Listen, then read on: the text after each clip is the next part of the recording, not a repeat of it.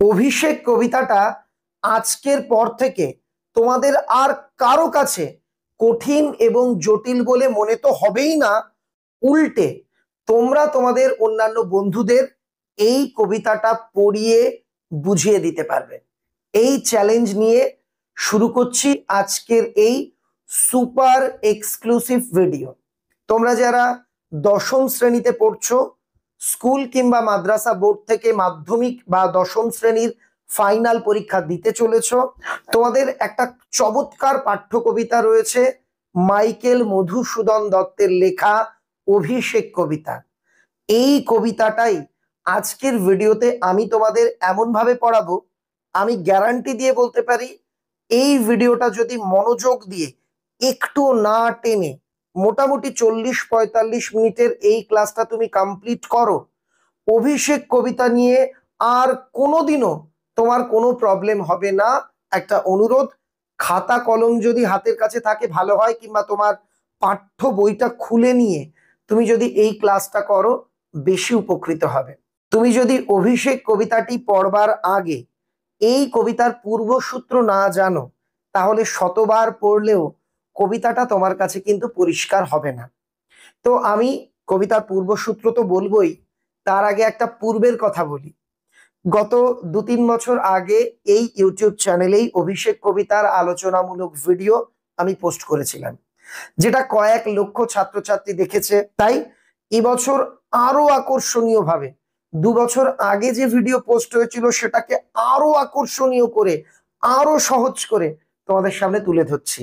তাই অনুরোধ, ভিডিওটা ভালো লাগলে লাইক করো, চ্যানেলে নতুন হয়ে থাকলে সম্রাট এক্সক্লুসিভ চ্যানেলটিকে সাবস্ক্রাইব করে রাখতে ভুলো না। ফ্রিতে অনলাইন মক টেস্ট দিয়ে তোমার পরীক্ষা প্রস্তুতি যাচাই করে নিতে গুগল প্লে স্টোর থেকে সম্রাট এক্সক্লুসিভ মোবাইল অ্যাপটি ডাউনলোড করে নিতে ভুলো না। চলে যাব মূল আলোচনাতে। তার আগে পূর্ব কথা। লঙ্কেশ্বর রাবণের 2 ছেলে, ইন্দ্রজিৎ বা মেঘনাদ আর বীরবাহু। ইন্দ্রজিৎ রাম লক্ষণকে নিশারণ বা রাত্রিকালীন যুদ্ধে হত্যা করে। ইন্দ্রজিৎ দেখলো আমাদের দেশের শত্রু, লঙ্কার শত্রু রামকে আমি পরাস্ত করেছি, এখন একটু উপভোগ করা যাক, একটু সময়টাকে উদযাপন করা যাক। ইন্দ্রজিৎ তাই তার স্ত্রী প্রমীলাকে নিয়ে প্রমোদ কানন, একটা উল্লাসের জায়গা, একটা আনন্দ করবার জায়গা, সেখানে আনন্দ উল্লাসে মত্ত। অন্যদিকে মায়া বলে রামচন্দ্র এবং লক্ষণ জীবন ফিরে পেয়েছে এবং তারা গিয়ে রাবণের অপর পুত্র বীরবাহুকে হত্যা করেছে। পুত্রের হত্যাকারীকে উপযুক্ত শিক্ষা দিতে, পুত্র হত্যার প্রতিশোধ নিতে লঙ্কেশ্বর রাবণ প্রবল সেনা সৈন্য নিয়ে তিনি রণসজ্জায় সজ্জিত হচ্ছেন, অর্থাৎ যুদ্ধের সাজে সাজছেন। অন্যদিকে ইন্দ্রজিৎ কিন্তু তার স্ত্রীকে নিয়ে, অর্থাৎ রাবণের অপর পুত্র ইন্দ্রজিৎ নিজের স্ত্রীকে নিয়ে আনন্দ উল্লাস করছে, তার কাছে এই খবর পৌঁছয়নি। এদিকে রাবণ রাজা যে সাজছেন, তার সেনা সৈন্যরা সাজছে, এর ফলে একটা ভয়ঙ্কর কম্পন সৃষ্টি হয়েছে, পৃথিবী পাতাল সব কেঁপে উঠছে। এই কম্পন বা অস্থিরতা লক্ষ্য করলেন দেবী লক্ষ্মী। তিনি বুঝতে পারলেন এই কম্পন বা এই যে অস্থিরতা, এটা ভালো লক্ষণ নয়, এটাকে অতি দ্রুত বন্ধ করা প্রয়োজন। তিনি কি ঘটেছে লঙ্কায় এটা জানতে মুরালা সখীকে লঙ্কায় পাঠান। তো মুরালা সখী এসে খবর দেয় এই রকম রাবণের পুত্র বীরবাহু মারা গেছে, রাবণ রাজা তাই সেনা সৈন্য নিয়ে রণসাজে সজ্জিত হচ্ছেন, তাদের আস্ফালনেই এই চারিদিকে এই কম্পন অনুভব হচ্ছে। তখন দেবী লক্ষ্মী বা কুললক্ষ্মী অনুভব করলেন রাবণকে থামানো প্রয়োজন। আর এই মুহূর্তে রাবণকে থামাতে পারে একমাত্র তার অপর ছেলে ইন্দ্রজিৎ। তখন দেবী লক্ষ্মী সিদ্ধান্ত নিলেন ইন্দ্রজিতের কাছে গোটা ঘটনাটা জানানো হবে। কিন্তু একজন দেবী এক রাক্ষস অর্থাৎ ইন্দ্রজিতের কাছে গিয়ে বলবে যে দেখো দেখো তোমার বাড়িতে এরকম হয়েছে, তা তিনি করলেন না। দেবী লক্ষ্মী ছদ্মবেশ ধারণ করলেন। কার ছদ্মবেশ? প্রভাষা রাক্ষসী। প্রভাষা রাক্ষসী কে? ইন্দ্রজিতের ধাইমা বা ধাত্রীমাতা। ধাত্রীমাতা মানে কি? ছোটবেলায় যারা আর কি সন্তানকে লালন পালন করে বড় করেছেন তিনি হলেন ধাত্রীমাতা। ছোটবেলায় ইন্দ্রজিৎ বা মেঘনাদ এই প্রভাষা রাক্ষসীরই কোলে পিঠে মানুষ হয়েছে। তো প্রভাষার রাক্ষসীর বেশ ধারণ করে দেবী লক্ষ্মী প্রমোদ কাননে উপস্থিত। তখন প্রমোদ কাননে সোনার সিংহাসনে বসে রয়েছেন ইন্দ্রজিৎ। তিনি নারীর সঙ্গে অর্থাৎ নারীদের সঙ্গে সময় আর কি উদযাপন করছেন। তিনি প্রমোদ কাননে প্রমোদে মত্ত। ইমাত অবস্থায় তিনি দেখলেন তার ধাত্রীমাতা হঠাৎ এসেছে। ইন্দ্রজিতের মনে হলো হঠাৎ আমার মা কেন এলো, লঙ্কা সব ঠিক আছে তো, কোনো দুর্ঘটনা ঘটেনি তো? ইন্দ্রজিৎ তখন তার মাকে প্রশ্ন করছে, মা লঙ্কার কুশল মঙ্গল বার্তা বলো, সব ঠিক আছে তো? এই জায়গা থেকেই কিন্তু আমাদের পাঠ্য কবিতা শুরু করছি কবিতার আলোচনা। কনক আসন ত্যাজি। কনক কথার অর্থ হলো সোনা। স্বর্ণ আসন এখানে বোঝানো হয়েছে সিংহাসন। স্বর্ণ সিংহাসন ত্যাজি, ত্যাগ করে। সিংহাসন ত্যাগ করা কথার অর্থ হলো সিংহাসন ত্যাগ করে উঠে দাঁড়ানো।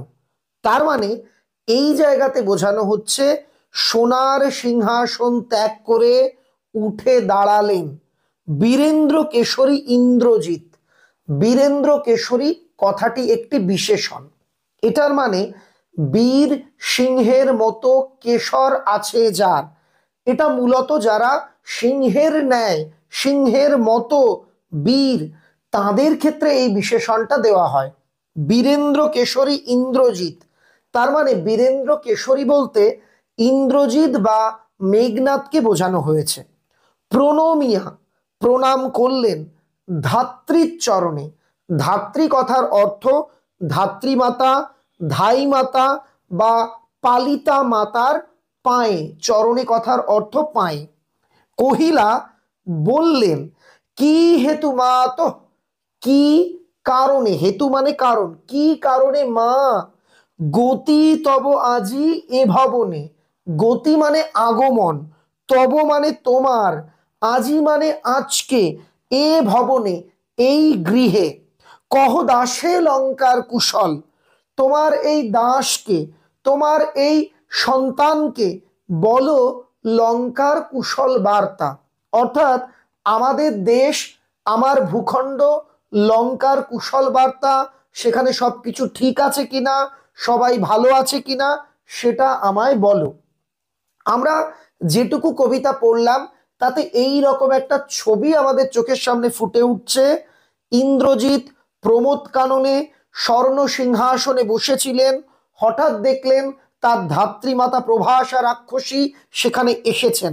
মায়ের এই আকস্মিক আগমন দেখে তিনি দ্রুত সোনার সিংহাসন ত্যাগ করে উঠে দাঁড়ালেন এবং মাকে প্রণাম করে জানতে চাইলেন, মা কি কারণে কোন হেতুতে তুমি এখানে এসেছো, লঙ্কার সব ঠিক আছে তো? শিরচুম্বী, শির কথার অর্থ মাথা। মাথায় চুম্বন করে বা চুমু খেয়ে আমরা দেখেছি মায়েরা সন্তানের শির চুম্বি অর্থাৎ কপালে বা মাথার একটু উপরের দিকটাতে চুমু খান। তো শির চুম্বি সন্তানকে স্নেহ চুম্বন করে ছদ্মবেশী অম্বুরাশি সুতা। অম্বুরাশি সুতা, অম্বুরাশি কথার অর্থ জলরাশি বা সমুদ্র। সুতা মানে মেয়ে। আমরা এই জায়গাতে একটা পৌরাণিক গল্প তোমাদের বলি, তাহলে তোমরা বুঝে গেলে সমুদ্রের মেয়ে হলো দেবী লক্ষ্মী। তাই এখানে তাহলে তোমরা বুঝে গেলে সমুদ্রের মেয়ে বা কন্যা হলো দেবী লক্ষ্মী। সুতা মানে কন্যা, সুতো মানে পুত্র। এখানে অম্বুরাশি সুতা মানে সমুদ্র কন্যা, এখানে দেবী লক্ষ্মীকে বোঝানো হয়েছে। এই জায়গাতে তোমাদের জানতে হবে দেবী লক্ষ্মীকে কেন সমুদ্র কন্যা বা অম্বুরাশি সুতা এটা বলা হয়েছে। সমুদ্র মন্থন করে যখন অমৃত তোলা হচ্ছিল তখন সমুদ্রের নিচ থেকে বেরিয়ে এসেছিলেন দেবী লক্ষ্মী। তাই পুরাণ অনুযায়ী দেবী লক্ষ্মীর জন্মদাতা হলো সমুদ্র, তাই তাকে সমুদ্র কন্যা বা অম্বুরাশি সুতা বলা হয়। আমরা প্রত্যেকে ইতিমধ্যেই জেনে গেছি দেবী কুললক্ষ্মী বা দেবী লক্ষ্মী এখানে ইন্দ্রজিতের ধাত্রীমাতার ছদ্মবেশে এসেছেন। তো ছদ্মবেশী অম্বুরাশি সুতা উত্তরিলা, ছদ্মবেশী দেবী লক্ষ্মী উত্তর দিলেন, হায় পুত্র কি আর কহিব কনক লঙ্কার দশা। একটু আগে মানে একদম কবিতার শুরুতে কনক শব্দের অর্থ তোমাদের আমি বলেছি, সোনা। তো মা উত্তর জানাচ্ছেন, অর্থাৎ মায়ের ছদ্মবেশ ধারণকারী দেবী লক্ষ্মী উত্তর জানাচ্ছেন, পুত্র তোমাকে আর কি বলবো, স্বর্ণ লঙ্কার দশা, সোনার লঙ্কার দশা তোমাকে কি আর বলবো। দেখো বিস্ময়বোধক চিহ্ন, মানে এখানে তার মনের আবেগ দুঃখটা ফুটে উঠছে। ঘোরতর রণে, রণ কথার অর্থ হলো যুদ্ধ, ঘোরতর রণে প্রবল যুদ্ধে, ঘোরতর যুদ্ধে হত প্রিয় ভাই তব বীর বাহুবলী।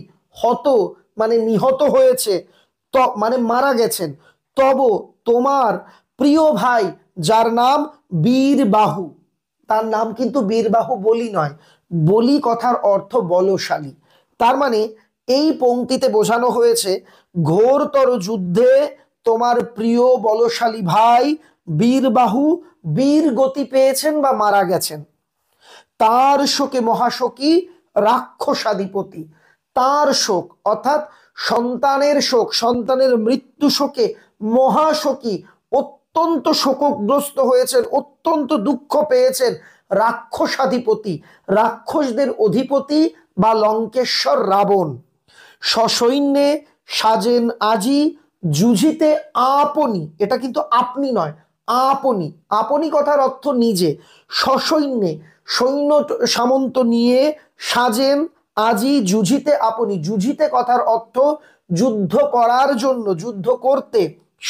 লঙ্কেশ্বর তার সন্তানের মৃত্যু শোকে এতটাই শোকাগ্রস্ত হয়েছেন, তিনি নিজে সৈন্য সামন্ত নিয়ে যুদ্ধযাত্রার জন্য সাজছেন বা প্রস্তুতি নিচ্ছেন। মায়ের এই কথা শুনে জিজ্ঞাসিলা মহাবাহু বিস্ময় মানিয়া, বিস্ময় মানিয়া কথার অর্থ হলো বিস্মিত হয়ে। মহাবাহু এটাও একটা আর কি বিশেষণ, মহাবাহু যার বাহু মহা, এখানে প্রবল শক্তিশালী বোঝাতে এই বিশেষণটি ব্যবহৃত হয়েছে। এখানে মহাবাহু দ্বারা, এই বিশেষণ দ্বারা ইন্দ্রজিৎকে বোঝানো হয়েছে। তো ইন্দ্রজিৎ, মহাবাহু ইন্দ্রজিৎ বিস্মিত হয়ে তার মায়ের উদ্দেশ্যে জিজ্ঞাসা করছেন, কি কহিলা ভগবতী। দেখো সরস্বতী দেবীর অপর নাম ভগবতী, আর ভগবতী শব্দের আরেকটি অর্থ হলো মা। এখানে সরস্বতী দেবী অর্থে নয়, মা অর্থে ইন্দ্রজিৎ বলছেন, কি বলছেন ভগবতী, কি বলছেন মা। কে বধিল কবে প্রিয়ানুজে, কে কবে বধ করলো, হত্যা করলো আমার প্রিয় অনুজকে, প্রিয় ছোট ভাইকে। প্রিয়ানুজ মানে প্রিয় ছোট ভাই। নিশারণে সংহারিণু আমি রঘুবরে, নিশারণ, নিশা মানে রাত, রণ মানে আমি আগেই বলেছি যুদ্ধ, রাত্রিকালীন যুদ্ধে আমি সংহার করেছি, হত্যা করেছি রঘুবরে রামচন্দ্রকে, খণ্ড খণ্ড করিয়া কাটিনু বরশি প্রচন্ড স্বর বৈরী দলে। আমি স্বরের বর্ষণ ঘটিয়ে, অর্থাৎ তীরের বর্ষণ ঘটিয়ে, প্রবল বর্ষণ ঘটিয়ে তীরের খণ্ড খণ্ড করে বৈরী দল, আমার শত্রু দলকে টুকরো টুকরো করে দিয়েছি। বর্ষণ জিনিসটা কি, বর্ষার জল যেমন ঝপঝপ করে পড়ে, এটাকেই বলে বর্ষিত হওয়া বা বর্ষণ। তো তীরের বর্ষণ ঘটিয়ে আমি বৈরী মানে শত্রু দল, শত্রু দলকে খণ্ড খণ্ড করে কেটেছি। তবে এই বার্তা, তবে এই বার্তা, এই খবর, এই অদ্ভুত বার্তা, এই অদ্ভুত খবর জননী কোথা পাইলে তুমি শীঘ্র কহ দাসে। হে মা, তুমি এই অদ্ভুত খবর কোথায় পেয়েছো, কার কাছে পেয়েছো, তুমি আমাকে জানাও। রত্নাকর রত্নোত্তমা ইন্দিরা সুন্দরী উত্তরিলা। রত্নাকর রত্নের আকর, রত্নোত্তমা যিনি রত্নের চেয়েও উত্তমা, অর্থাৎ রত্নের চেয়েও যিনি সুন্দর উত্তম। ইন্দিরা সুন্দরী অর্থাৎ দেবী লক্ষ্মী, দেবী লক্ষ্মীর অপর নাম ইন্দিরা সুন্দরী। তার নামের আগে দুটো বিশেষণ দেওয়া হয়েছে। আমরা জানি ধন সম্পদের দেবী দেবী লক্ষ্মী, তাই তাকে বলা হয়েছে তিনি রত্নের আকর, তিনি রত্নের চেয়েও সুন্দর। দেবী লক্ষ্মী উত্তর দিচ্ছেন, হায় পুত্র মায়াবী মানব সীতাপতি, হায় সন্তান আমার সীতাপতি, সীতার পতি রামচন্দ্র, সীতার স্বামী মায়াবী মানুষ তবসরে মরিয়া বাঁচিল, তোমার তীরের আঘাতে মরে গিয়ে আবার বেঁচে উঠলো। যাও তুমি তরা করি, তুমি তাড়াতাড়ি যাও। তরা করি কথার অর্থ দ্রুত, তুমি অতি দ্রুত, তুমি তাড়াতাড়ি যাও। পরের দুটো শব্দের দিকে তাকাও। রক্ষ, রক্ষকুল, একটা বিসর্গ আছে একটা বিসর্গ নেই। রক্ষীয় যেটা বিসর্গ নেই এটার মানে রক্ষা করো, আর রক্ষীয় বিসর্গ রক্ষ কুল, এখানে রক্ষ বিসর্গ থাকলে রাক্ষস। তো বলা হচ্ছে রক্ষ রক্ষা করো, রক্ষকুল, রাক্ষস কুলের মান, মান অর্থাৎ সম্মান, এ কাল সমরে রক্ষ চূড়ামণি। কাল সমর, সমর মানে যুদ্ধ, কাল সমর মানে ভয়ঙ্কর যুদ্ধ। তো তাকে তার ধাত্রীমাতা বা ছদ্মবেশিনী দেবী লক্ষ্মী বলছেন ইন্দ্রজিৎকে, তুমি তাড়াতাড়ি যাও, রক্ষা করো রাক্ষস কুলের মান, এই কাল সমরে এই ভয়ঙ্কর যুদ্ধে। রক্ষ চূড়ামণি, রাক্ষসদের চূড়ামণি। এখানে রক্ষ চূড়ামণিটাও বিশেষণ অর্থে ব্যবহৃত হয়েছে। ইন্দ্রজিতের বিশেষণ, তাকে বলা হয়েছে তুমি হলে রাক্ষসদের চূড়ার মণি, অর্থাৎ রাক্ষস কুলের তুমি যুবরাজ, তুমি যাও তাড়াতাড়ি আমাদের রাক্ষস কুলের সম্মান রক্ষা করো।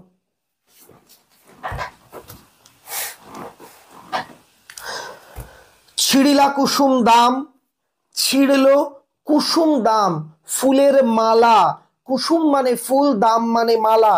রোষে মহাবলী মেঘনাদ, অত্যন্ত রুষ্ট হয়ে রেগে গিয়ে মহাবলী, মহাবলশালী, এটাও একটা বিশেষণ মেঘনাদ। মেঘনাদ কার নাম? ইন্দ্রজিতের অপর নাম। এই মৃত্যু সংবাদ শুনে, ভাইয়ের মৃত্যু সংবাদ শুনে, এবং তিনি যখন জানতে পারলেন তার হাতে নিহত রামচন্দ্র পুনর্জীবন লাভ করেছে মায়ার বলে, এতে তিনি অত্যন্ত রুষ্ট হলেন এবং তিনি তাড়াতাড়ি নিজের ফুলের মালা টেনে ছিঁড়ে ফেললেন। ফেলাইলা কনক বলয় দূরে, কনক মানে আমরা আগে দুবার বলেছি আজকের কবিতাতেই সোনা, অর্থাৎ হাতে পরা সোনার বলয় বালা, সে খুলে রাগের চোটে হাত থেকে সোনার বালা খুলে দূরে ছুঁড়ে মারল। পদতলে পড়ি শোভিল কুণ্ডল, এখানে পায়ের তলায় নয়, মানে পায়ের কাছে পড়ে শোভিল, শোভা পাচ্ছে, সুন্দর লাগছে কুণ্ডল।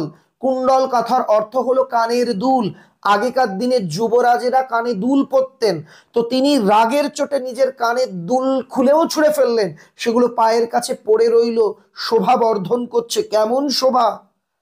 যথা অশোকের ফুল অশোকের তলে আভাময়, লাল লাল গোছা গোছা ফুল হয় অশোকের ফুল। তো অশোক গাছের ফুল যেমন তা অশোক গাছতলায় পড়ে আভা বিস্তার করে, সৌন্দর্য বিস্তার করে, দ্যুতি বিস্তার করে, তেমন ভাবে তার পায়ের নিচে সোনার অলংকার গুলো যেন এক স্বর্ণ দ্যুতি বিস্তার করতে লাগলো। ধিক মোরে কহিলা গম্ভীরে কুমার, হা ধিক মোরে। ইন্দ্রজিৎ গম্ভীর ভাবে বলছে, কুমার অর্থাৎ ইন্দ্রজিৎ, রাজকুমার, রাক্ষস পরিবারের রাজকুমার ইন্দ্রজিৎ নিজেই নিজেকে ধিক্কার জানিয়ে বলছেন, হ্যাঁ আমাকে ধিক্কার। বৈরী দল বেড়ে, একটু আগেই বৈরী দল কথার অর্থ আমি বলেছি, বৈরী মানে শত্রু দল, শত্রু দল বেড়ে ঘিরে রয়েছে স্বর্ণ লঙ্কা, শত্রু দল আমার দেশ সোনার লঙ্কাকে ঘিরে রয়েছে, হেথা আমি বামা দল মাঝে, আর আমি যুবরাজ হয়ে এইখানে দেশের দুর্দিনের সময় বামা দল, নারী দল, মেয়েদের মাঝখানে, বামা কথার অর্থ হচ্ছে মেয়ে, তোমরা নারী, তোমরা ইতিমধ্যেই বামাবোধিনী পত্রিকার কথা ইতিহাসে পড়েছো। তো বামা দল মাঝে দেশ এই সময় একটা দুঃসময়ের মধ্যে রয়েছে, দেশ শত্রুদের দ্বারা আক্রান্ত, আর আমি যুবরাজ হয়ে আজকে আমি মেয়েদের মাঝখানে বসে ফুর্তি করছি, সময় কাটাচ্ছি, ছি ধিক্কার আমাকে, এই কি সাজে আমারে, আমার মতন একজন বীরের এটা কি কখনো শোভা পায়, এটা কি বীরের সাজে? দশাননত্বজ আমি ইন্দ্রজিৎ, দশানন যোগ আত্মজ, দশাননের আত্মজ মানে ছেলে, অর্থাৎ রাবণের ছেলে আমি ইন্দ্রজিৎ, এইটা কি আমার সাজে? আমার বাবা এত বড় বীর, তার সন্তান হয়ে এই রকম কাজ আমার কি শোভা পায়? আনুরথ তরা করি, একটু আগেই বলেছি তরা করি মানে দ্রুত বা তাড়াতাড়ি, তাড়াতাড়ি রথ নিয়ে এসো, ঘুচাবো এ অপবাদ বধির উপকূলে। এই অপবাদ, কোন অপবাদ? দেশের দুঃসময় যুবরাজ মেয়েদের নিয়ে প্রমোদ কাননে প্রমোদ লীলায় মত্ত, এই অপবাদ আমি ঘুচাবো বোধি রিপুকুলে, শত্রুকুলকে বধ করে আমি এই অপবাদ ঘোচাবই। সাজিলা রথীন্দ্রর সব বীর আভরণে। রথীন্দ্রর সব একটা বিশেষণ, মানে শ্রেষ্ঠ রথী বা শ্রেষ্ঠ যোদ্ধা। এখানে ইন্দ্রজিৎকে বোঝানো হয়েছে। ইন্দ্রজিৎ বীরের মতো আভরণ অর্থাৎ সাজ পোশাকে সেজে উঠলেন। হৈমাবতী সুত যথা নাসিতে নাসিতে তারকে মহাসুর। আমরা একটু আগেই তোমাকে বলেছি সুতা মানে মেয়ে, সুত মানে ছেলে। হৈমাবতী সুত হিমালয়ের সুত পুত্র, হিমালয়ের পুত্র এখানে বোঝানো হয়েছে কার্তিককে। হৈমাবতী সুত কার্তিক যথা যেমন নাসিতে তারকে মহাসুর, তারকা মহাসুরকে তারকা অসুরকে মারবার সময় কার্তিক ভগবান কার্তিক যেমন ভাবে সেজেছিল, যেই রকম বীরের মতো সেজেছিল, ঠিক সেইভাবে ইন্দ্রজিৎ সাজলো। কিংবা ইন্দ্রজিতের এই সাজকে আরো একটা উদাহরণ দিয়ে বোঝানোর চেষ্টা করেছে মধুসূদন। তিনি কোন উদাহরণ দিচ্ছেন? বৃহন্নলা রূপী কিরীটি। বৃহন্নলার রূপ ধারণকারী কিরীটি মানে অর্জুন বিরাট পুত্র সহ বিরাট রাজার ছেলেকে সঙ্গে নিয়ে, বিরাট রাজার ছেলের নাম ছিল উত্তর, তো উত্তরকে সঙ্গে নিয়ে উদ্ধারিতে গোধন, উদ্ধার করতে গোধন, গোধন বলতে প্রাচীনকালে গরুকে বোঝানো হতো। বিরাট রাজার কাছে একটি অত্যন্ত সৌভাগ্যবান বা অত্যন্ত লাকি গরু ছিল, সেই গরুটিকে চুরি করে নিয়ে যাওয়া হয়েছিল। তখন কিরীটি অর্থাৎ অর্জুন বিরাট রাজার ছেলেকে নিয়ে সেই গোধন বা গরু উদ্ধার করতে বেরিয়েছিল। সাজিলা সুর সেজেছিল সুরবীর, সুর কথার অর্থ বীর। কোথায়? শমী বৃক্ষ মূলে, শমী গাছের গোড়ায় অর্থাৎ খই বাবলা গাছের গোড়ায়। এই জায়গাতে একটা পৌরাণিক অনুষঙ্গ জানাটা খুব জরুরি। এই জায়গাটা খুব ইন্টারেস্টিং। আচ্ছা তুমি বলো তো সবচেয়ে শান্ত সবচেয়ে সুন্দর দেখতে কোন দেবতা? আমাদের মা ঠাকুমারা এখনো বলেন কার্তিক ঠাকুরের মতো দেখতে সুন্দর হয়েছে। অর্থাৎ কার্তিক ঠাকুর দেখতে খুব সুন্দর এবং তিনি মোটেই রাগী দেবতা নন। কিন্তু তারকা অসুরকে বধ করবার সময় এই কার্তিক ঠাকুর যে ভয়ঙ্কর রণসজ্জায় সজ্জিত হয়েছিলেন, ইন্দ্রজিতের যুদ্ধের সাজ বা রণসজ্জাটা অনেকটা সেই রকম। আরো একটা তুলনা টানা হয়েছে। কোন তুলনা? বৃহন্নলা রূপী কিরীটি বিরাট পুত্র সহ উদ্ধারিতে গোধন সাজিলা সুর শমী বৃক্ষ মূলে। আমরা যদি মহাভারতের দিকে তাকাই দেখতে পাবো পাণ্ডবদের বনবাসে পাঠানো হয়েছিল। কৌরবরা পঞ্চ পাণ্ডবকে বনবাসে পাঠায়, বলে বনবাস শেষ হয়ে গেলে 1 বছর তাদের অজ্ঞাতবাসে থাকতে হবে, অর্থাৎ তাদের আত্মগোপন করে থাকতে হবে। তখন পঞ্চ পাণ্ডব বিরাট রাজার দরবারে তারা আর কি আত্মগোপন করেছিল।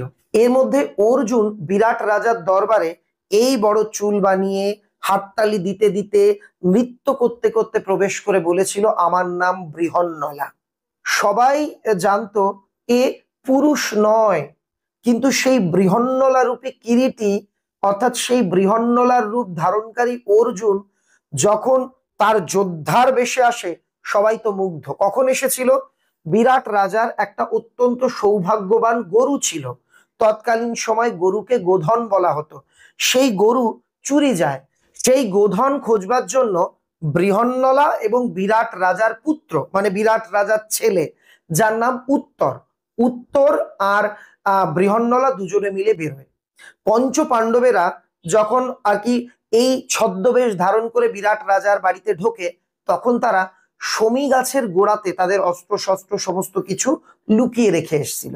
শমী গাছ মানে খই বাবলা গাছ। তো সেই গাছের গোড়ায় গিয়ে অর্জুন যখন নিজের নারী পোশাক ত্যাগ করে একদম যোদ্ধার বেশে সেজে উঠলেন, উত্তর তো অবাক যে কাকে দেখছি আমি।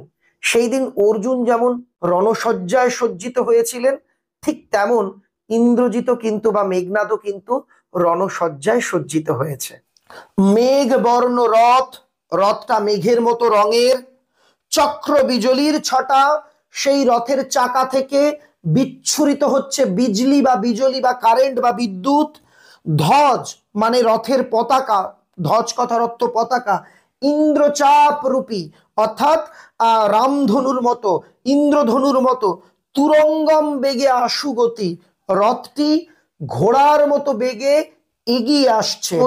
রথে চড়ে বীর চূড়ামণি, বীর দর্পে, বীর চূড়ামণি বিশেষণ মানে শ্রেষ্ঠ বীর, ইন্দ্রজিৎ রথে চড়লো কেমন ভাবে, বীর দর্পে, বীরের মতো অহংকারের সঙ্গে সে যোদ্ধার সাজে সজ্জিত হয়ে সেই রথের উপর গিয়ে বসলো।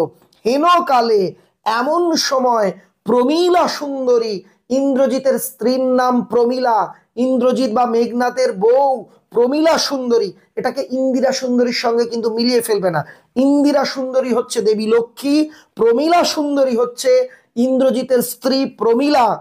ধরিপতি কর যুগ, স্বামীর কর যুগল অর্থাৎ হাত দুটো জড়িয়ে ধরলো কেমন ভাবে, ফার্স্ট ব্র্যাকেটের মধ্যে রয়েছে।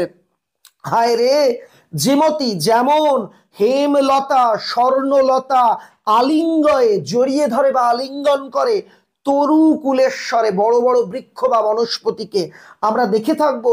স্বর্ণলতা লতানো এক ধরনের সোনালী রঙের গাছ, যার পাতা টাতাও হয় না, সেই স্বর্ণলতাগুলি বড় বড় গাছকে যেমন ভাবে আষ্টে পিষ্টে জড়িয়ে ধরে, তেমন ভাবে যখনই দেখছে ইন্দ্রজিৎ কাউকে কিছু বলা কাওয়া নেই, হঠাৎ করে আর কি তার বিলাস ব্যাসন ত্যাগ করে রণসজ্জায় সজ্জিত হয়ে সে রথে উঠছে, তখন শঙ্কিত হয়ে ইন্দ্রজিতের স্ত্রী প্রমীলা দৌড়ে এসে স্বামীর দুই হাত জড়িয়ে ধরে। কেন? প্রমীলা ভাবছে স্বামী কি আমার কোনো কাজে অখুশি হয়ে আমায় ছেড়ে চলে যাচ্ছে। এখন দেখো প্রমীলা স্বামীর উদ্দেশ্যে বেশ কিছু কথা খুব সুন্দর যুক্তি দিয়ে উপস্থাপন করবেন।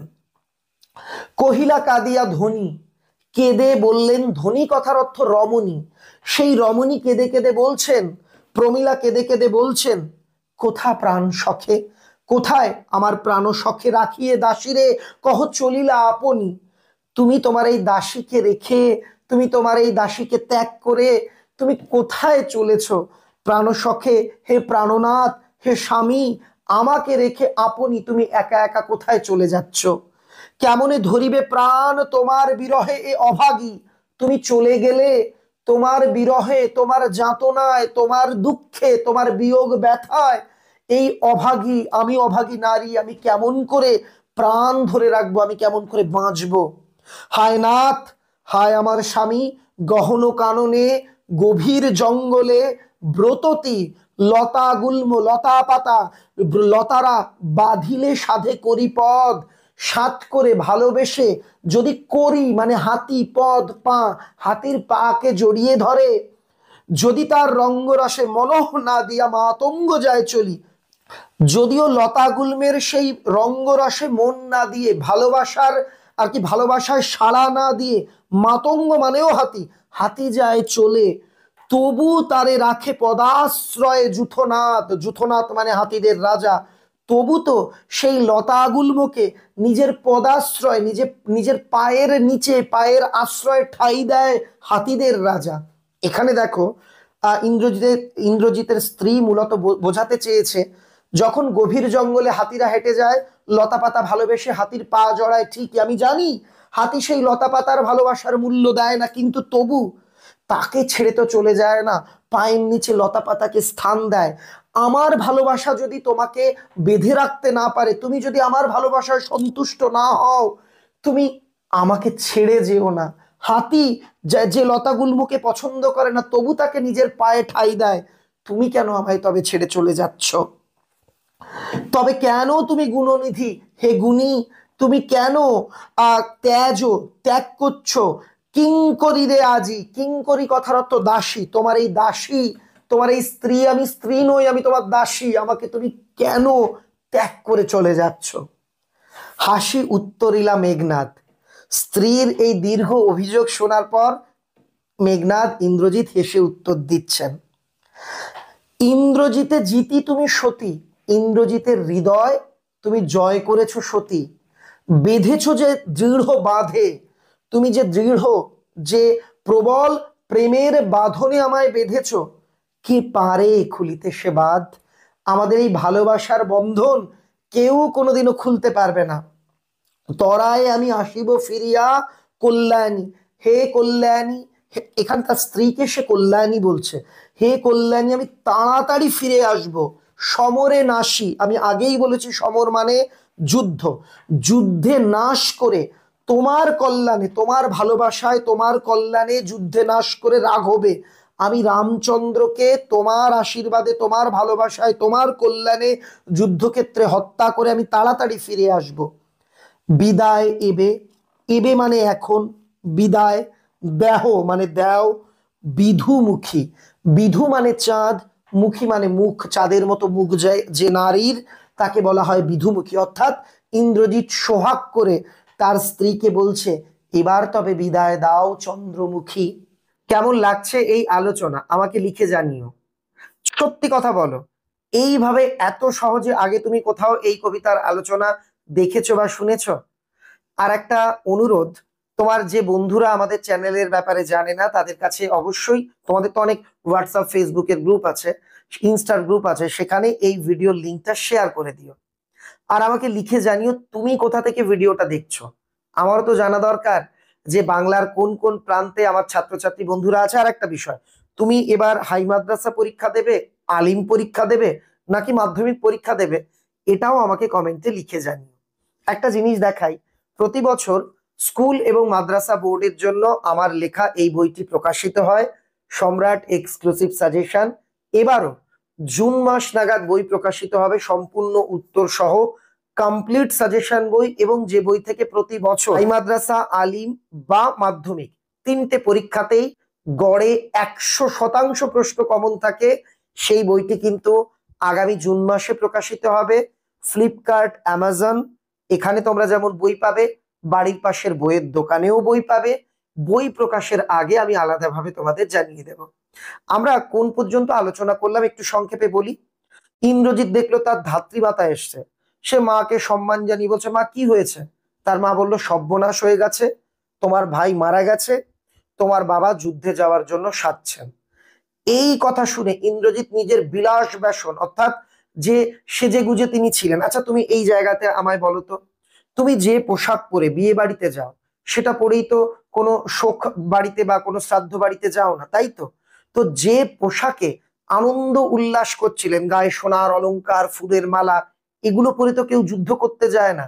সেই বিলাস ব্যাসন তাই টেনে রেগে ছিঁড়ে ফেলে ইন্দ্রজিৎ রণসজ্জায় সজ্জিত হয়েছেন। তিনি রথে উঠবেন, এমন সময় তার স্ত্রী প্রমীলা ভাবছে, স্বামী বুঝি আমায় ছেড়ে চলে যাচ্ছে। ইন্দ্রজিৎ হেসে বলল, না, তুমি যে প্রেমের বাঁধনে আমায় বেঁধেছো ও আমি ছিঁড়তে পারবো না। আমি এই রকম আমাদের শত্রুকে হত্যা করতে যাচ্ছি, খুব তাড়াতাড়ি ফিরে আসবো। চলো এবার কবিতার পরের অংশ পড়ি। উঠিল পবন পথে ঘোরতর রবে, উঠল পবনের পথে, বাতাসের পথে, পবন মানে বাতাস, ঘোরতর রবে, ঘোরতর মানে প্রবল, রবে মানে আওয়াজের সঙ্গে, রথবর, কি উড়ল? রথ। রথটা বাতাসের পথে প্রবল আওয়াজ করে উড়তে শুরু করলো। হৈম পাখা, আমি একটু আগেই বলেছিলাম হেমলতা, হেম মানে সোনা, হেমলতা মানে স্বর্ণলতা, এখানে বলেছে হৈম পাখা মানে সোনালি পাখা, বিস্তারিয়া, বিস্তার করে বা মেলে ধরে, যেন উড়িলা মৈনাক শৈল অম্বর উজলি। আগেকার দিনে পুরাণে কথিত আছে পাহাড়েরা উড়তে পারত, তেমনি একটি পাহাড় ছিল মৈনাক পর্বত, যে উঠতে পারতো, যদিও পরবর্তীকালে পাহাড়দের ডানা কেটে দেওয়া হয়, সেটা অন্য প্রসঙ্গ, আজকে সেখানে যাচ্ছি না। এখানে বলা হচ্ছে রথটা যখন ডানা মেলে উঠছে, রথের সোনালী ডানা দেখে মনে হচ্ছে যেন উড়ে চলেছে মৈনাক শৈল, অম্বর উজলি, আকাশ উজ্জ্বল হয়ে উঠল। সিঞ্জিনী আকর্ষী রোষে, এখানে সিঞ্জিনী কথার অর্থ কি? ধনুকের ছিলা বা ধনুকের গুণ। তীর ধনুকে যেটা টান দিয়ে তীরটাকে ছুঁড়ে মারতে হয়, সেই যেটাকে হাত দিয়ে টানা হয়, মানে একটু সুতোর মতো থাকে, তো ওইটাকে বলা হয় সিঞ্জিনী। সিঞ্জিনী আকর্ষী রোষে, রুষ্ট হয়ে মানে সে রেগে রেগে সিঞ্জিনী ধরে টানছে, অর্থাৎ সিঞ্জিনী টেনে তীর ছুটছে। টঙ্কারিলা ধনু, এর ফলে ধনুক টঙ্কার, ধনুকের থেকে তীর ছোড়ার আওয়াজ হচ্ছে। টঙ্কারিলা ধনু মানে ধনুক থেকে তীর ছোড়ার যে আওয়াজ সেটা হচ্ছে। এটা কে করছে? বীরেন্দ্র। বীরেন্দ্র ইন্দ্রজিৎ এমন ভাবে রথে বসে বসে ধনুক থেকে রোষের বসে তীর ছুটতে ছুটতে এগিয়ে চলেছেন। কেমন আওয়াজ হচ্ছে? পক্ষীন্দ্র অর্থাৎ গরুর পাখি যথা যেমন নাদে অর্থাৎ চিৎকার করে, মেঘ মাঝে মেঘের মাঝখানে ভৈরবে ভয়ঙ্কর ভাবে গরুর পাখি মেঘের আড়ালে গিয়ে যেমন ভয়ঙ্কর ভাবে চিৎকার করে, তীর থেকে ছোড়া ধনুক থেকে ছোড়া তীরের আওয়াজটা ঠিক সেই রকম ভয়ঙ্কর লাগছে। ফলস্বরূপ কাঁপিল লঙ্কা, কাঁপিল জলধি, লঙ্কা কেঁপে উঠল, লঙ্কার জলরাশি কেঁপে উঠল। অন্যদিকে যখন ইন্দ্রজিৎ লঙ্কায় পৌঁছলো, লঙ্কাতে কি হচ্ছে দেখে নি এই অনুচ্ছেদে। সাজিছে রাবণ রাজা বীর মদে মাতি। রাবণ রাজা সাজছেন কেন? বীর মদে মেতে, বীরত্বের মাদকতায় মত্ত হয়ে। তার শরীরে তার বীরত্বের মাদকতা, তার শরীরে প্রতিশোধ স্পৃহা, তাই তিনি সাজছেন। বাজিছে রণ বাজনা, চারিদিকে রণ মানে যুদ্ধ, যুদ্ধের বাজনা বা দামামা বাজছে। গর্জিছে গজ, গজ কথার অর্থ হাতি, হাতি গর্জন করছে। হ্রেষে অশ্ব, অশ্ব মানে হচ্ছে ঘোড়া, হ্রেষ কথার অর্থ হলো ঘোড়ার ডাক, ঘোড়া ডাকছে। হুঙ্কারিছে পদাতিক, পদাতিক মানে পায়ে হেঁটে যারা যুদ্ধ করে সেই পদাতিক সৈন্যরা হুঙ্কার ছাড়ছে। আর রয়েছে রথী, রথী কথার অর্থ যারা রথে চেপে যুদ্ধ করে। এখানে বোঝানো হয়েছে রাবণ রাজা চতুরঙ্গ সেনা নিয়ে সাজছে। চতুরঙ্গ সেনা বলতে বোঝায় অশ্বারোহী, গজারোহী, পদাতিক, রথী। তোমরা এই পৃষ্ঠার প্রথম 2 লাইনে দেখো, এই 4 ধরনের সেনা নিয়ে রাবণ রাজা সাজছেন। উড়িছে কৈশিক ধ্বজ, আকাশে উঠছে এই রাজ পরিবারের রেশমি পতাকা। উঠিছে আকাশে কাঞ্চন কুঞ্চক বিভা, আকাশে যেন এক কাঞ্চন কুঞ্চক অর্থাৎ সোনালী বিভা বা সোনালী আভা আকাশময় ছড়িয়ে পড়েছে। হেনকালে তথা, এমন সময় সেখানে, হেনকালে এমন সময়, তথা তথায় বা সেখানে, দ্রুত গতি অত্যন্ত দ্রুততার সঙ্গে উতরিলা। এখানে যদি উ তয়তা থাকতো তার মানে উত্তর দিল, আর এখানে উ তরয় রস্যি লয়াকার, উতরিলা মানে উত্তরণ করলেন, নামলেন। এমন সময় সেইখানে দ্রুত গতিতে নামলেন মেঘনাদ রথী, অত্যন্ত বীর মহারথী মেঘনাদ সেখানে নামলেন, সেখানে গিয়ে পৌঁছলেন এবং তার রথ থেকে নামলেন। নাদিলা করবুর দল হেরি বীর বরে মহাগর্বে। দেখো একটু আগেই আমি করবুর দল কথার অর্থ বলেছি শত্রু দল। আর একটা জিনিস নাদিলা, নাদিলা কথার অর্থ চিৎকার করা। যুবরাজকে দেখতে পেয়ে করবুর দল রাক্ষস দল অর্থাৎ লঙ্কার যেসব রাক্ষস সেনারা তারা বীর বলে বীরত্বর মাদকতায় মত্ত হয়ে তাদের যুবরাজকে দেখে যে এই তো আমাদের যুবরাজ চলে এসছে, আমরা জিতে যাব, তারা মহাগর্বে গর্বের সঙ্গে তারা চিৎকার করে উঠল। নমি পুত্র পিতার চরণে, পুত্র ইন্দ্রজিৎ পিতা রাবণের চরণে প্রণাম করল, করজোড়ে কহিলা, হাত জোড় করে বললেন, হে রক্ষ কুলপতি, হে রাক্ষসদের কুলপতি অর্থাৎ হে রাক্ষস রাজ, শুনিয়াছি শুনলাম মরিয়া নাকি বাঁচিয়াছে পুনরাঘব, শুনলাম মরে গিয়েও নাকি পুনঃ অর্থাৎ পুনরায় রাঘব রামচন্দ্র বেঁচে উঠেছে। এ মায়াপীত বুঝিতে না পারি, এই মায়া এটা কোন মায়া, কোন মন্ত্র বলে হলো পিতা আমি বুঝতে পাচ্ছি না, কিন্তু অনুমতি দাও, কিন্তু তুমি আমাকে অনুমতি দাও, সমূলে নির্মূল করিব পা মরে আজি, সমূলে অর্থাৎ মূল সহ, গোড়া সহ, শিকড় সহ নির্মূল করব, ধ্বংস করব, অর্থাৎ একদম বংশ থেকে ধ্বংস করে দেব পা মরে আজি।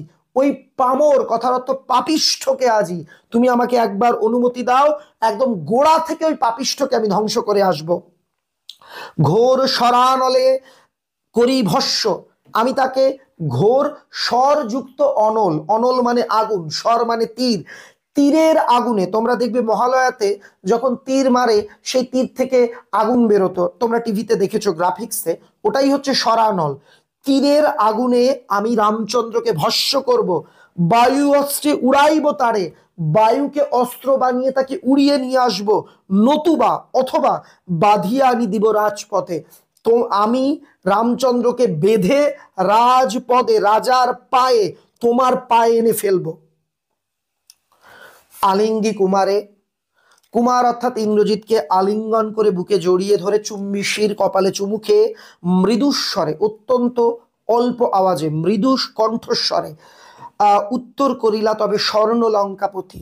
স্বর্ণ লঙ্কাপতি অর্থাৎ রাবণ রাজা উত্তর দিলেন, রাক্ষস কুল শেখর তুমি, তুমি রাক্ষস কুলের প্রধান যুবরাজ বৎস, তুমি রাক্ষস কুল ভরসা, তুমি আমাদের রাক্ষস বংশের একমাত্র ভরসা।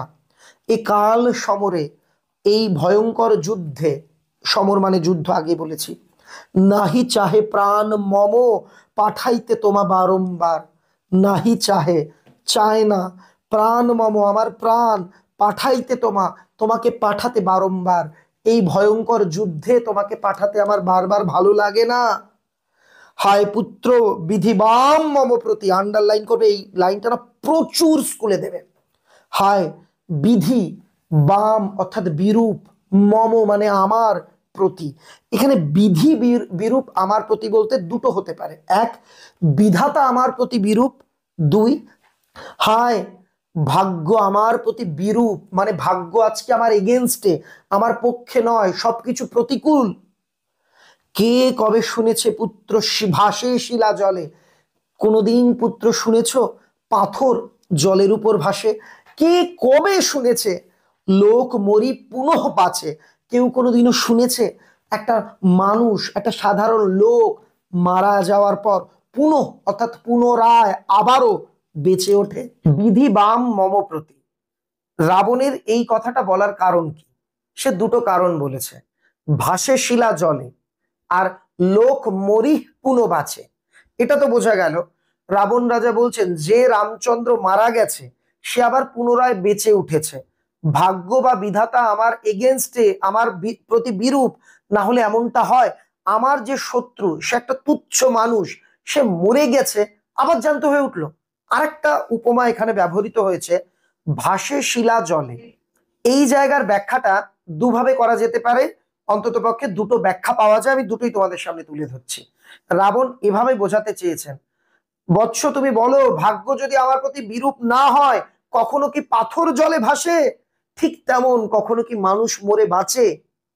আর একটা ব্যাখ্যা হলো, আমরা জানি যে আর কি জলের ওপর রাম রাম লেখা পাথর ভাসিয়ে তার উপর থেকে হেঁটে আর কি লঙ্কায় আক্রমণ করা হয়েছিল। সেই অনুষঙ্গ তুলেও রাবণ বলছেন যে শিলা কি কখনো জলে ভাসে? তার মানে কারো কারো মতে এটা অসম্ভবকে বোঝাতে বলা হয়েছে, কারো কারো মতে ওই রামায়ণের অনুষঙ্গকে টানা হচ্ছে যে জলের উপর পাথর ভাসানো। তাহলে চলো এবার দেখে নিই কবিতার অন্তিম অংশ। উত্তরিলা বীর দর্পে আশুরারি রিপু, ইন্দ্রজিৎ বুঝতে পারছে তার পিতা দ্বিধাগ্রস্ত, তার পিতা শঙ্কিত, তার পিতা অত্যন্ত চিন্তিত।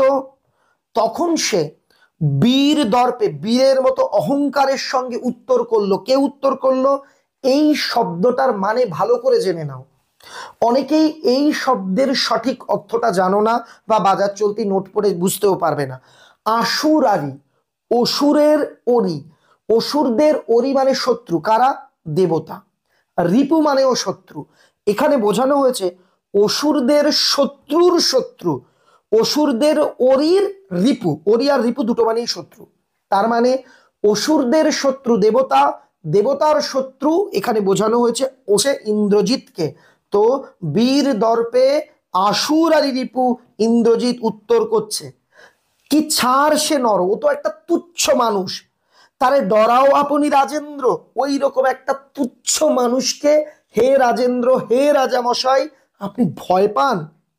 থাকিতে এ দাস, তোমার এই দাস, তোমার এই সন্তান বেঁচে থাকতে যদি যাও রণে তুমি, যদি তুমি বৃদ্ধ পিতা হয়ে যুদ্ধ করতে যাও, এ কলঙ্কপিত ঘুষিবে জগতে, এই কলঙ্কজনক ঘটনা এই গোটা জগতে ঘোষিত হবে বা ছড়িয়ে পড়বে। একজন বীর যোদ্ধা পুত্র বেঁচে থাকতেও বৃদ্ধ পিতাকে যুদ্ধ করতে যেতে হচ্ছে, এই কলঙ্কের কথা গোটা জগতে ত্রিভুবনে ছড়িয়ে পড়বে। হাসিবেন মেঘবাহন, মেঘবাহন হাসবেন, অর্থাৎ দেবরাজ ইন্দ্র হাসবেন। মনে রাখবে, ইন্দ্র আর ইন্দ্রজিৎ দুটো নামকে গুলিয়ে ফেলবে না। যিনি দেবতা তার নাম ইন্দ্র। তো বলছে ইন্দ্র আমাদের এই কথা শুনে হাসবে। রুষিবেন দেব অগ্নি, দেবতা অগ্নি রুষ্ট হবেন, রেগে যাবেন। দুইবার আমি হারানু রাঘবে, অলরেডি দুইবার আমি রামচন্দ্রকে হারিয়েছি। আর একবার পীত, বাবা আর একবার আজ্ঞা দাহ মোরে, আমাকে আজ্ঞা দাও, দেখিব এবার বীর বাঁচে কি ঔষধে। তুমি আর একবার আমাকে আজ্ঞা দাও, দেখি ওই বীর এবার কোন ওষুধে বেঁচে ওঠে, ওকে কে বাঁচায়। কহিলা রাক্ষসপতি, কুম্ভকর্ণ বলি ভাই মম, আমার বলশালী শক্তিশালী ভাই কুম্ভকর্ণ, তাই আমি জাগানু অকালে ভয়ে, তাকে আমি ভয় পেয়ে অকালে ঘুম থেকে জাগিয়েছিলাম। আমরা জানতাম কুম্ভকর্ণ অত্যন্ত বীর ছিলেন, 6 মাস ঘুমোতেন, 6 মাস জেগে থাকতেন। তার কাঁচা ঘুম ভাঙিয়ে তাকে যুদ্ধ করতে পাঠানো হয় এবং তিনি যুদ্ধে প্রাণ হারান। কুম্ভকর্ণ বলি ভাই মামো, আমার বলশালী ভাই কুম্ভকর্ণ, তাই আমি জাগানু অকালে ভয়ে, আমি ভয় পেয়ে তাকে অকালে অসময় ঘুম থেকে জাগিয়েছিলাম। দেহ তার, হায় দেহ তার দেখো সিন্ধু তীরে ভূপতিত, দেখো তার দেহ সিন্ধু তীরে মানে সমুদ্রের তীরে, এখানে কিন্তু সিন্ধু নদ বোঝানো হয়নি, সিন্ধু কথার অর্থ সমুদ্র, সমুদ্রের তীরে ভূপতিত মাটিতে পড়ে রয়েছে। কেমন ভাবে পড়ে রয়েছে? গিরি শৃঙ্গ কিংবা তরু যথা বজ্রাঘাতে, যখন বজ্রপাত হয় পাহাড়ের চূড়ো যেমন ভেঙে পড়ে, গিরিশৃঙ্গ যেমন ভেঙে পড়ে, কিংবা বড় বড় গাছ যেমন আর কি তরু বড় বড় গাছের মাথা ভেঙে পড়ে, ঠিক তেমন ভাবে ভেঙে পড়া গিরিশৃঙ্গ কিংবা গাছের মাথার মতন আমার বলশালী ভাইয়ের দেহটা দেখো সিন্ধু তীরে পড়ে রয়েছে। তবে যদি একান্ত সমরে ইচ্ছে তব, তবে যদি একান্তই তোমার, তব মানে তোমার যুদ্ধ করার ইচ্ছে, সমরের ইচ্ছে, যুদ্ধের ইচ্ছে, বৎস হে বৎস, আগে পুজো ইষ্ট দেবে, আগে তুমি আমাদের কুলদেবতা ইষ্ট দেবতার পুজো করো। তো রাবণদের ইষ্ট দেবতা ছিল দেবতা অগ্নি। নিকুম্ভিলা যজ্ঞ সাঙ্গ করো বীরমণি, হে বীরমণি, তারপর নিকুম্ভিলা যজ্ঞ করো, একটি যজ্ঞের নাম। প্রথমে তুমি ইষ্টদেবের পুজো করো, তারপর নিকুম্ভিলা যজ্ঞ গৃহে গিয়ে নিকুম্ভিলা যজ্ঞ করো। সেনাপতি পদে আমি বরিনু তোমারে, আমি আমার সেনাপতি পদে তোমাকে বরণ করে নেব, তোমার অভিষেক করব। দেখো অস্তাচলগামী দীননাথ এবে, এবে মানে এখন, দেখো এখন অস্তাচলগামী দীননাথ, দীননাথ মানে সূর্য, দেখো সূর্য এখন অস্তাচলগামী ডুবছে। যখন সূর্য ডুবে যায় তখন কিন্তু যুদ্ধ হয় না, ওই সময়টাকে বলা হয় যুদ্ধ বিরতির সময়। সেটা মনে করিয়ে রাবণ রাজা বলছেন, দেখো অস্তাচলগামী দীননাথ এবে, প্রভাতে যুঝিও বৎস রাঘবের সাথে, এখন নয়, তুমি সকালবেলাতে রামচন্দ্রের সঙ্গে যুদ্ধ করতে যেও। এতে কহিয়া রাজা, এইটুকু বলে রাজা মশাই যথাবিধি লয়ে, বিধিতে যা বলা আছে অর্থাৎ যা বিধান আছে, নিয়মে যা বলা আছে সেই অনুযায়ী যথাবিধি লয়ে যা যা প্রয়োজন সেগুলো নিয়ে, কি কি গঙ্গোদক, গঙ্গা যোগ ওদক, ওদক মানে জল, গঙ্গা জল সহ অভিষেক করিলা কুমারে, কুমার অর্থাৎ ইন্দ্রজিৎকে অভিষিক্ত করলেন। কোন পদে অভিষিক্ত করলেন? সেনাপতি পদে। এই হলো আমাদের সম্পূর্ণ কবিতার আলোচনা, অভিষেক কবিতার আলোচনা। ইতিমধ্যেই তোমাদের সিলেবাসে থাকা অন্যান্য গল্প কবিতার আলোচনাও আমি পোস্ট করেছি, আগামীতে আরো পোস্ট হবে, সেগুলো যারা দেখোনি ফার্স্ট কমেন্টে এবং ডেসক্রিপশনে থাকা লিঙ্কে ক্লিক করে দেখে নিও। আজকের এই আলোচনা শোনার পর তোমার অনুভূতি কেমন আমাকে লিখে জানিও। আরেকটা বিষয়, তোমরা অনেকেই ভিডিও দেখো কিন্তু লাইক করতে ভুলে যাও। তোমাদের লাইক, কমেন্ট এবং তোমাদের ভিডিও শেয়ার, এগুলো আমাকে নতুন ভিডিও করতে আরো বেশি করে অনুপ্রাণিত করে। তাই তোমাদের লাইক, কমেন্ট, শেয়ার চাই। যত বেশি পাবো আমি দ্বিগুণ উৎসাহ নিয়ে আরো নতুন নতুন ক্লাস তোমাদের জন্য পোস্ট করতে পারবো। সবাই ভালো থেকো, মন দিয়ে পড়াশুনো করো, আমার ভালোবাসা রইল।